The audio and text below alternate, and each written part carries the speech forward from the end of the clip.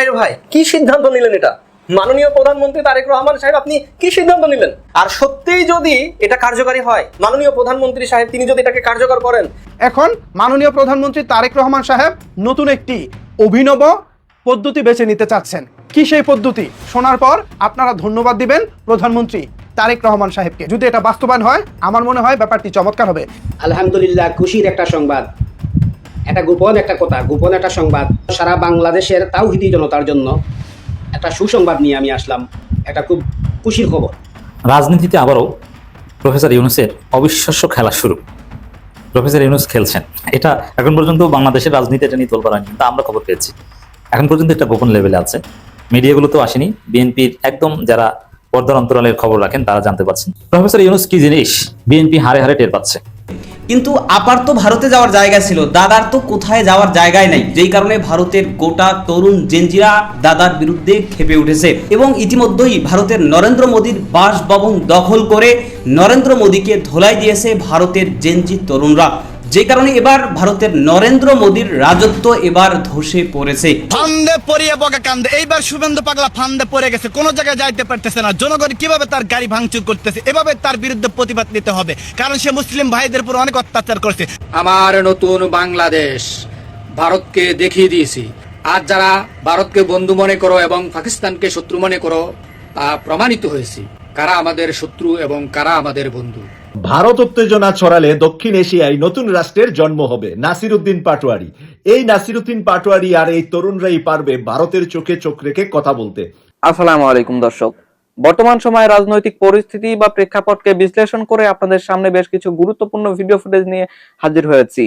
দর্শক, আমি আশা করছি আপনারা সেটা ভিডিও শুরুটা দেখেই বুঝতে পেরেছেন। তাই বলবো, যারা ভিডিওটি অন করেছেন তারা অবশ্যই নিউজটি না টেনে সম্পূর্ণ মনোযোগ সহকারে দেখবেন, তাহলে এই মূল বিষয়গুলো বা আসল ঘটনাগুলো জানতে বা বুঝতে পারবেন। তো প্রিয় দর্শক, আমি আর বেশি কথা বাড়াবো না। আমি ভিডিও শুরুতেই আপনাদের যে ভিডিওগুলোর অংশ বিশেষ দেখিয়ে শুরু করেছিলাম সেই ভিডিওগুলোর বিস্তারিত আলোচনা দেখাবো। তবে তার আগে বলি, যারা এখনো চ্যানেলটি সাবস্ক্রাইব করেননি সকলে চ্যানেলটি সাবস্ক্রাইব করে পাশে থাকা বেল আইকনটি বাজিয়ে দিবেন। আর যারা ইতিমধ্যে সাবস্ক্রাইব করে রেখেছেন তাদের সকলকে অসংখ্য ধন্যবাদ। তো চলুন একটি লাইক দিয়ে আমরা ধারাবাহিকভাবে সবগুলো ভিডিওর বিস্তারিত আলোচনা দেখে আসি। ওরে ভাইরে ভাই, কি সিদ্ধান্ত নিলেন এটা? মাননীয় প্রধানমন্ত্রী তারেক রহমান সাহেব, আপনি কি সিদ্ধান্ত নিলেন? মাঠ পর্যায়ে যারা এতদিন খেত তাদের খাওয়া তো বন্ধ হয়ে যাবে, সরাসরি তহবিল পাবে না এমপিরা, প্রকল্প অনুমোদন দেবে প্রধানমন্ত্রীর কার্যালয়। আর সত্যিই যদি এটা কার্যকারী হয়, মাননীয় প্রধানমন্ত্রী সাহেব তিনি যদি এটাকে কার্যকর করেন, তাহলে মাঠ পর্যায়ে যারা খাওয়া দাওয়া করতো সেই খাওয়া দাওয়াগুলো কমে যাবে, রাজনৈতিক প্রভাব কমে যাবে, সিন্ডিকেট কমে যাবে, চাঁদাবাজি থাকবে না। যা প্রকল্প অনুমোদন দেওয়ার প্রধানমন্ত্রীর কার্যালয় থেকে অনুমোদন পাবে। আগে কি হতো, এমপিদের হাতে ৩,০০০ ৪,০০০ কোটি টাকা দিয়ে দেওয়া হতো, তারা নিজেদের মতো করে প্রকল্প অনুযায়ী টাকা খরচ করতো, রাস্তাঘাট উন্নয়ন।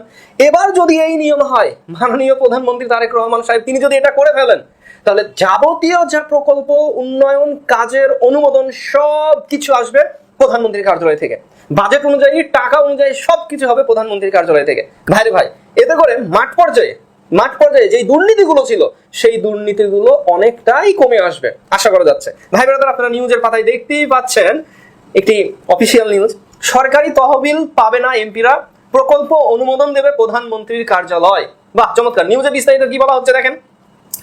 সংসদ সদস্যদের নির্বাচনী এলাকার উন্নয়নে সরাসরি থোক বরাদ্দ দেওয়ার আগের পদ্ধতি বাতিল করার পরিকল্পনা করছে নতুন বিএনপি সরকার। স্যালুট মাননীয় প্রধানমন্ত্রীকে। এর পরিবর্তে প্রধানমন্ত্রীর কার্যালয়ের অধীনে একটি কেন্দ্রীয় ব্যবস্থার মাধ্যমে উন্নয়ন প্রকল্প গ্রহণ ও বাস্তবায়ন করার উদ্যোগ নেওয়া হয়েছে। নতুন এই নিয়মে সংসদ সদস্যরা কেবল তাদের এলাকার জন্য উন্নয়ন প্রকল্পের প্রস্তাব দিতে পারবেন, তবে তহবিলের ওপর তাদের সরাসরি কোনো নিয়ন্ত্রণ থাকবে না। কত টাকা, কত বাজেট এবং সেই টাকাগুলো যে এমপি মহোদয়দের হাতে যাবে এমনটা কিন্তু হবে না। এখানে বেশ কিছু পরিবর্তন আসছে। বিগত আমলগুলো কোন একটি এমপির প্রকল্প অনুযায়ী চলে যেত, বিগত সরকারের আমলে ৩,০০০ ৪,০০০ ৫,০০০ কোটি টাকা বাজেট দিয়ে দেওয়া হতো। তারপরে তিনি রাস্তার লাইট লাগাইতেন, রাস্তার তার লাগাইতেন, খাম্বা লাগাইতেন, হ্যাঁ, তারপরে সে টাকা নাই, হ্যাঁ, ৩-৪টা ফ্লাইং ওভার রাস্তার কাজ শুরু করে তারপরে টাকা শেষ হয়ে যায়, আবার টাকা চায়। যাই হোক, এবার একটু কাজের কাজ হবে। মাননীয় প্রধানমন্ত্রী তিনি যদি এই সিদ্ধান্তটাকে একেবারে কার্যকর করেন সরকার থেকে, তাহলে এটা বড় ধরনের একটি আমরা দেখতে পাচ্ছি যে দেশের জনগণের জন্য একটা সুবিধা, একটি সুযোগ। এতে করে কি হবে দেখেন, যে এই তহবিলে যে টাকাটা সেটার উপরে একটা নজরদারি থাকবে সরকারি কার্যালয় থেকে, যেহেতু লিখিতভাবে প্রেজেন্ট করা হবে প্রকল্প অনুযায়ী টাকার সাথে সামঞ্জস্য কাজ, এখানে নজরদারি বাড়বে। রাজনৈতিক যে প্রভাব ছিল সেই প্রভাবটা কমে আসবে, কন্ট্রাক্টর বলেন বা রাজনৈতিক মানে বিভিন্ন যে প্রভাব থাকে। পাশাপাশি জাতীয় অগ্রাধিকার অনুযায়ী প্রকল্প তৈরি হবে সকলের ভিত্তিতে, যে একটা প্রকল্প জমা দিয়েছে সেটার উপর বিবেচনা করে তারপরে সেটাকে পাস করা হবে। দুর্নীতি ও অপচয়ের ঝুঁকি কমে যাবে, মোটামুটি কমে যাবে। দুর্নীতি এবং অপচয় যেটা হতো বা থাকে না, দুর্নীতি হয় না, সেটা কমে যাবে। প্রকল্পের মান নিয়ন্ত্রণ করা যাবে, ভালো মানের দেখা যাচ্ছে রাস্তা কিভাবে করবেন, কেমন ইট দিবেন, কত ফিট উঁচা করবেন, কত টাকা খরচ হবে, যাবতীয় যা এগুলোর একটা মান নিয়ন্ত্রণ করা যাবে। তা এটা মনে হচ্ছে অবশ্যই দেশের মানুষের জন্য ভালো কিছু হবে। আমার নতুন বাংলাদেশ ভারতকে দেখিয়ে দিয়েছি জাতিসংঘের সাধারণ পরিষদের সভাপতি, এবং আগামীতে ইনশাআল্লাহ আমরাই হব জাতিসংঘের মহাসচিব। আজ যারা ভারতকে বন্ধু মনে করো এবং পাকিস্তানকে শত্রু মনে করো, আজ প্রমাণিত হয়েছে এই জাতিসংঘের সাধারণ পরিষদের সভাপতি নির্বাচনে তা প্রমাণিত হয়েছে কারা আমাদের শত্রু এবং কারা আমাদের বন্ধু। যে ভারত আজ তোমরা বন্ধু মনে করো সেই ভারত আমাদের বিরুদ্ধে ভোট দিয়েছে, এবং যাদেরকে তোমরা শত্রু মনে করো সেই পাকিস্তান আমাদেরকে ভোট দিয়ে জাতিসংঘের সাধারণ পরিষদের সভাপতি বানিয়েছে, এবং আগামীতে জাতিসংঘের মহাসচিব পদে আমাদেরকে ভোট দিয়ে জাতিসংঘের মহাসচিব বানাবে ইনশাআল্লাহ। আজ যারা ভারতকে বন্ধু মনে করো, তোমাদের এই দেশে একমাত্র দাসত্ব আর দালালি ছাড়া তোমাদের কিছুই নাই। তাই তোমরা সাবধান হয়ে যাও, ভারতের দালালি ছেড়ে দাও। বাংলাদেশ যদি থাকতে চাও তাহলে বাংলাদেশের দালালি করো। বাংলাদেশের খেয়ে বাংলাদেশের পরে আরেক দেশের দালালি বাংলাদেশে চলবে না। আমাদের উন্নয়ন ভারতের উন্নয়ন, ভারতের উন্নয়ন আমাদের উন্নয়ন, এমন ভাষা বাংলাদেশে আর চলবে না। আজ কোথায়? এখন পলানিত। তাই তোমরা সাবধান হয়ে যাও, তোমরা সাবধান হয়ে যাও। এই বাংলাদেশে কারোর দালালির চিন্তা ভাবনা করিও না। বাংলাদেশে যদি থাকতে চাও তাহলে এই দেশের দালালি করে থাকতে হবে, এই দেশের সাধারণ মানুষের সেবা করে থাকতে হবে। দক্ষিণ এশিয়ার রাজনৈতিক মানচিত্রে একের পর এক পালা বদলের প্রবল ঝড়। শ্রীলঙ্কার দুর্দণ্ড প্রতাপশালী রাজাপাকসে পরিবারের পলায়ন, বাংলাদেশের ক্ষমতাধর শেখ হাসিনা সরকারের নাটকীয় পতন এবং নেপালেও পরিবর্তনের যে উত্তাল হাওয়া লেগেছিল তার রেশ কাটতে না কাটতেই এবার বিশ্ব গণমাধ্যমে সবচেয়ে বেশি যে প্রশ্নটি আলোড়ন তুলেছে তা হলো, এবার কি তবে ভারতের পালা? দিল্লি রাজপথে কান পাতলে এখন শোনা যাচ্ছে এক গগন বিদারী স্লোগান, ইনকিলাব জিন্দাবাদ। আর এই স্লোগানের ধাক্কায় আক্ষরিক অর্থেই টলমল করছে ভারতের প্রধানমন্ত্রী নরেন্দ্র মোদীর গদি। হ্যাঁ, ঠিকই শুনছেন, যে মোদী সরকার নিজেদেরকে অজেয় মনে করত, আজ তাদের রাতের ঘুম হারাম করে দিয়েছে সম্পূর্ণ নতুন এক রাজনৈতিক শক্তি, যাদের নাম ককরোচ জনতা পার্টি বা তেলাপোকার দল। কেন এই অদ্ভুত নাম? কিভাবে এই তরুণরা ভারতের বুকে এক ভয়াবহ গণ অভ্যুত্থানের বীজ বপন করছে, এবং কেন সাধারণ হিন্দু মুসলমান আজ দীর্ঘদিন ধরে চলে আসা ধর্মীয় বিভেদ ভুলে এই তেলাপোকাদের মিছিলে এক হয়ে পা মেলাচ্ছে? ককরোচ পার্টি কেন মোদী সরকারের জন্য এক ভয়াবহ দুঃস্বপ্ন হয়ে দাঁড়িয়েছে? আমাদের বাংলাদেশের দিকেই লক্ষ্য করুন। একটি সাধারণ এবং সম্পূর্ণ অরাজনৈতিক কোটা সংস্কার আন্দোলন কিভাবে ছাত্র জনতার এক বিশাল ও অপ্রতিরোধ গণ অভ্যুত্থানের রূপ দিয়েছিল এবং টানা 15 বছর ক্ষমতায় থাকা একটি সরকারের পতন ঘটিয়েছিল, তা আজ বিশ্ব ইতিহাসের অংশ। ঠিক একই দৃশ্যপটের পুনরাবৃত্তি কি আমরা ভারতে দেখতে পাচ্ছি?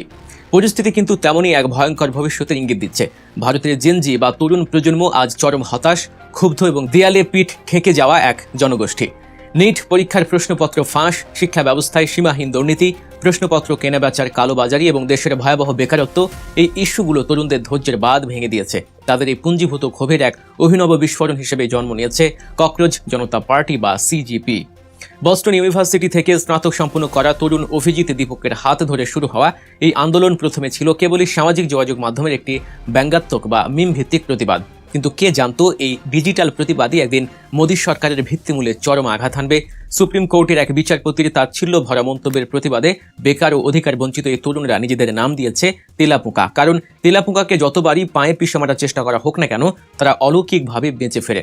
ঠিক তেমনই ভারতের বেকার এবং নিপীড়িত তরুণদের যতই পুলিশি লাঠি চার্জ বা সিস্টেমের জাঁতাকলে দমিয়ে রাখার চেষ্টা হোক, তারা বারবার ফিরে আসবে তাদের অধিকার আদায়ের দাবিতে।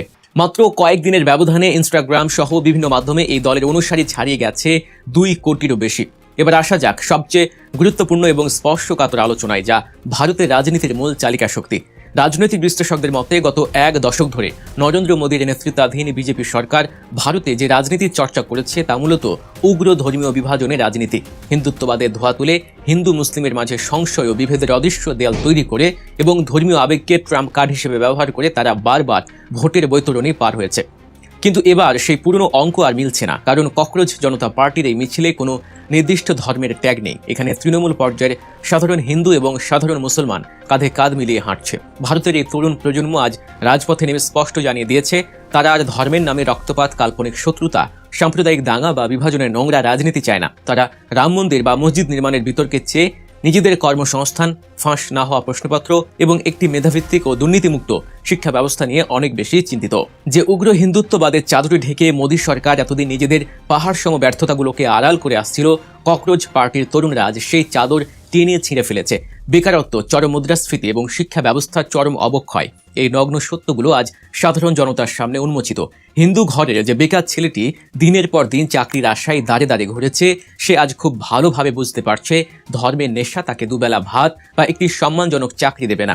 একইভাবে মুসলিম যুবকটিও বুঝতে পারছে তাদের মূল লড়াইটা কোনোভাবেই ধর্মের নয়, বরং এই লড়াই অস্তিত্বের, এই লড়াই সিস্টেমের বিরুদ্ধে অধিকার আদায়ের। আর ঠিক এখানেই মোদী সরকারের সবচেয়ে বড় এবং কৌশলগত পরাজয় ঘটতে যাচ্ছে। হিন্দু মুসলিমের এই অভূতপূর্ব ঐক্য এবং তরুণ প্রজন্মের এই মগজ ধোলাই মুক্ত অবস্থান দেখে নরেন্দ্র মোদীর মতো একজন ঝানু রাজনীতিবিদের কলিজা কেঁপে ওঠাই স্বাভাবিক। ভারত যেহেতু বিশ্বের অন্যতম বৃহৎ গণতান্ত্রিক রাষ্ট্র হিসেবে পরিচিত, তাই বিশ্ব দরবারে সেই গণতান্ত্রিক ভাবমূর্তি বজায় রাখতেই বাধ্য হয়ে কিছুটা অনিচ্ছা সত্ত্বেও দিল্লির যন্তর মন্তরে এই ককরোচ জনতা পার্টিকে বিক্ষোভ সমাবেশের অনুমতি দিতে হয়েছে প্রশাসনকে। কিন্তু সরকারের ভেতরের ভয়টা কতটা গভীর তা তাদের নিরাপত্তামূলক পদক্ষেপ দেখলেই আঁচ করা যায়। একটি সাধারণ ছাত্র যুব সমাবেশে মোতায়েন করা হয়েছে হাজার হাজার দাঙ্গা পুলিশ, র্যাপিড অ্যাকশন ফোর্স এবং ড্রোনের নজরদারি। এমনকি কেন্দ্রীয় শিক্ষামন্ত্রী ধর্মেন্দ্র প্রধানের পদত্যাগে দাবিতে হওয়া এই শান্তিপূর্ণ আন্দোলনকে ঠেকাতে পুলিশি ব্যারিকেড ও আগাম প্রতিরোধের যে বিশাল ছক কষা হয়েছে তা যেন তাদের স্নায়বিক দুর্বলতাকেই প্রকাশ করছে। কিন্তু ইনকিলাব জিন্দাবাদের যে আগুন একবার তরুণদের বুকে জ্বলে উঠেছে, তা কি পুলিশ বা ব্যারিকেড দিয়ে নেভানো সম্ভব? ক্ষমতাসীন দলের নেতারা ইতিমধ্যে প্রমোদ গুনতে শুরু করেছেন। নিজেদের ব্যর্থতা ঢাকতে তারা স্বভাবসুলভ ভঙ্গিতে এই তরুণদের আন্দোলনে পাকিস্তানি মদদ, বিদেশি এজেন্ডা বা জর্জ সোরেসের মতো আন্তর্জাতিক ষড়যন্ত্রের কল্পিত গন্ধ খুঁজছেন। কিন্তু নগ্ন বাস্তবতা হলো, যখন একটি দেশের 40% বেশি গ্রাজুয়েট তরুণ বেকার থাকে, যখন মেধার বদলে কোটি টাকার বিনিময়ে মেডিকেল বা সরকারি পরীক্ষার প্রশ্ন বিক্রি হয়, তখন কোনো বিদেশি ষড়যন্ত্রের প্রয়োজন হয় না। ভেতরের এই জন্ম নেয়া ক্ষোভে একটি শক্তিশালী সরকারকে টেনে হিঁচড়ে সিংহাসন থেকে নামানোর জন্য যথেষ্ট। বাংলাদেশের গণঅভ্যুত্থান থেকে শিক্ষা নিয়ে মোদী সরকার হয়তো ভেতরে ভেতরে চরম সতর্ক, কিন্তু সাধারণ জনতার স্রোত এবং তারুণ্যের গণজোয়ার একবার শুরু হলে কোনো স্বৈরাচারী বা এক নায়কতান্ত্রিক সরকারই যে শেষ রক্ষা করতে পারে না, ইতিহাস তার সবচেয়ে জ্বলন্ত সাক্ষী। রাজনৈতিক বিশ্লেষক এবং সমালোচকদের মতে ভারতের রাজনীতিতে আজ এক ঐতিহাসিক সন্ধিক্ষণ উপস্থিত। ককরোচ জনতা পার্টির এই আন্দোলন যদি সত্যি একটি দেশব্যাপী গণঅভ্যুত্থানের রূপ নেয়, তবে তা কেবল একটি সরকারের পতন ঘটাবে না, বরং ভারতের বুক থেকে উগ্র সাম্প্রদায়িক রাজনীতির শিকড় চিরতরে উপড়ে ফেলবে। একবার যদি তরুণ প্রজন্মের এই অসাম্প্রদায়িক এবং অধিকার আদায় রাজনীতি জয়যুক্ত হয়, তবে মোদীর মতো উগ্র হিন্দুত্ববাদী নেতারা, যারা কেবল সাধারণ হিন্দুত্বের আবেগের মাথায় কাঁঠাল ভেঙে খায় এবং হিন্দু মুসলিম বিভাজন টেনে নিজেদের ভোট ব্যাংক ভারী করে, তারা হয়তো ভারতের ক্ষমতার স্বাদ আর কখনোই পাবে না। প্রফেসর ইউনূস কি জিনিস বিএনপি হারে হারে টের পাচ্ছে। এমনকি বিএনপি নাকে খত দিয়ে ইউনূস, খলিল, গং এদেরকে ক্ষমতায়িত করতে বাধ্য হচ্ছে। বিএনপির যে চিরচারিত ফরেন পলিসি, বিএনপির যে বর্ষিয়ান নেতা মির্জা ফখরুল কিংবা আমির খসরু মাহমুদ চৌধুরী, এদের যে চিন্তা দর্শন বা বিএনপির যে ফরেন পলিসি, হুমায়ুন কবিরদের যে ফরেন পলিসি, এগুলো বিসর্জন দিয়ে নাকে খত দিয়ে ডক্টর খলিলকে আব্বা মানতে বাধ্য হচ্ছে বিএনপি, ইউনূসকে আব্বা মানতে বাধ্য হচ্ছে বিএনপি। কিন্তু আবার একটু মাঝে মাঝে প্রতারণারও গন্ধ পাওয়া যায়। কিন্তু বিএনপি এমনভাবে, মানে বিএনপির নাটা এমনভাবে ইউনূস আগে রেখে দিয়েছেন, ওই যে একবার আমেরিকা বসে মির্জা ফখরুল বলেছিল না যে প্রফেসর ইউনূসের মধ্যে আমি জিয়াউর রহমানের গন্ধ পাই, জিয়াউর রহমানের ছায়া দেখতে পাই, এর মানে বিএনপির আব্বা ইউনূস। আবার এনাদার নতুন এই যুগের জিয়াউর রহমান বলতে বাধ্য হবে ইউনূসকে বিএনপি, মানে বিএনপির জাতির আব্বা, বিএনপির আব্বা হচ্ছে ইউনূস। ইউনূস এইভাবে পরিস্থিতি সাইজ করে দিয়ে গেছে। দর্শক, ইউনূসের মহাপরিকল্পনা চলছে। ইউনূস আগেই নাটায় রেখে দিয়েছেন, হিসাব ক্লিয়ার। জুলাই সনদ বাস্তবায়ন করে দ্বিকক্ষ বিশিষ্ট আইনসভা করে রাষ্ট্রপতির ক্ষমতা বাড়িয়ে ইউনূসকে রাষ্ট্রপতি বানাতে হবে। জাস্ট এই চুপ করে রাষ্ট্রপতি বানালে হবে না। এবং রাষ্ট্রপতির মেয়াদ শেষ হলে এক পর্যায়ে ইউনূস বা রাষ্ট্রপতির মেয়াদের মাঝপথে বা রাষ্ট্রপতি থাকা অবস্থায় ইউনূস এক পর্যায়ে জাতিসংঘের মহাসচিব হবে। এবং এটা যে ইউনূস বললেই হবে তা না, তবে ইউনূস যে শক্তির লোক, মার্কিন যুক্তরাষ্ট্র, পশ্চিমা শক্তি, নোবেল প্রাইজ এই ধরনের লোকদেরকেই দেওয়া হয়, এমনি এমনি ইউনূসকে তৈরি করা হয়নি। সেই ইউনূস অনেক আগে নোবেল প্রাইজ পেয়েছেন, পিস প্রাইজ, নোবেল পিস, অথচ কি পিস প্রতিষ্ঠা করেছেন আমরা জানি, এটা একদম ভুয়া। এটা বিশেষ উদ্দেশ্যে তাকে নোবেল প্রাইজ দেওয়া হয়েছে। বাংলাদেশে এমন কোনো শান্তি প্রতিষ্ঠা করেননি বা করতে পারেনি যার ফলে তিনি নোবেল প্রাইজ পেতে পারেন, এটা ফালতু। এরপরে এই ইউনূস এক পর্যায়ে বাংলাদেশের প্রধান উপদেষ্টা ঠিকই হয়েছেন, মানে প্রধানমন্ত্রী হয়েছিলেন, সামনে রাষ্ট্রপতি হবেন, তারপরে জাতিসংঘের মহাসচিব হবেন। তাকে নিয়ে ওয়ার্ল্ড সুপার পাওয়ার খেলছে। এখন সুপার পাওয়ারের খেলা অনেক সময় ব্যর্থ হয়, ব্যর্থ হলে ভিন্ন কথা, বাট খেলছে। আপনি চিন্তা করতে পারবেন না ইউনূস কি পারে। যেমন ইউনূসের এক মুরিদ আছে জর্জ সোরেস, হাঙ্গেরিয়ান নাগরিক ছিলেন, পরে ইংল্যান্ডের, তারপরে আমেরিকান নাগরিকত্ব নিয়েছেন। তিনি হাজার হাজার কোটি টাকা, বিলিয়ন বিলিয়ন ডলার তিনি পৃথিবীর বিভিন্ন দেশের রাজনীতি নিয়ে খেলতে ইনভেস্ট করেন, in the name of human rights, in the name of democracy ইত্যাদি, ইন দ্য নেম অফ সুশাসন। পৃথিবীর বিভিন্ন দেশের সরকার পতন ঘটান, তো এদেরকে নিয়ে খেলছেন। এগুলো ওভারকাম করে বিএনপি কিছুই করতে পারবে না, যার ফলে বিএনপি বাধ্য হবে বা বাধ্য হচ্ছে ইউনূস খলিলকে ক্ষমতায়িত করতে। যার প্রমাণটা আপনি দেখছেন যে বিএনপির বর্ষিয়ান নেতা সালাউদ্দিন আহমেদ, যিনি খলিলকে গালি দিয়ে এখন খলিলকে আব্বা বলতে বাধ্য হচ্ছেন, খলিল বিদেশি নাগরিক, অমুক তমুক কত কিছু। এখন তারা কি খলিলকে কারা বিদেশি নাগরিক বা গালি দিয়েছে, পোস্ট ডিলিট করো। এখন সালাউদ্দিন আহমেদ তাকে স্যার বলেন, মজা না? ইউনূস খলিলরা কি এবার বুঝছেন? তো সেই ইউনূস খলিলদের চালাকি করছেন, এমন ভাবে বিএনপিকে ক্ষমতা দিয়েছে এবং নাটাই ইউনূসের হাতে রেখে দিয়েছে। চালাকি করলে একদম ওই জর্জ সোরেসদের মাধ্যমে তোমার ক্ষমতা নাই করে দেওয়া হবে, তুমি কল্পনা করতে পারবে না। ইউনূস খলিলকে ক্ষমতায়িত করতে বাধ্য হচ্ছে, খলিলকে আব্বা মানছে, সালাউদ্দিন এখন বস বলছে, আর ইউনূসকে এক পর্যায়ে রাষ্ট্রপতি বানাতে হবে। দর্শক, আর বিএনপিকে একদম চাপে রেখে ইউনূস খলিল যেন পুরোপুরি তাদের এজেন্ডা বাস্তবায়ন করতে পারেন, এই জন্য আবার এখানে এনসিপি কে ব্যবহার করা হচ্ছে। এনসিপি নানান ন্যারেটিভ সামনে আনছে, যার মাধ্যমে বিএনপিকে কঠিন চাপে রাখা হচ্ছে। দর্শক, আমি আশা করছি আপনারা সকলে অত্যন্ত মনোযোগ সহকারে সবগুলো ভিডিও দেখেছেন। এমনকি দর্শক, যদি এই ভিডিওগুলো সম্পর্কে আপনাদের কোনো মতামত থেকে থাকে তাহলে তো অবশ্যই জানাবেন। দর্শক, নিউজটি শেষ করছি এখানেই, ফিরছি পরবর্তী নিউজে নতুন কোনো টপিকে। আল্লাহ হাফেজ।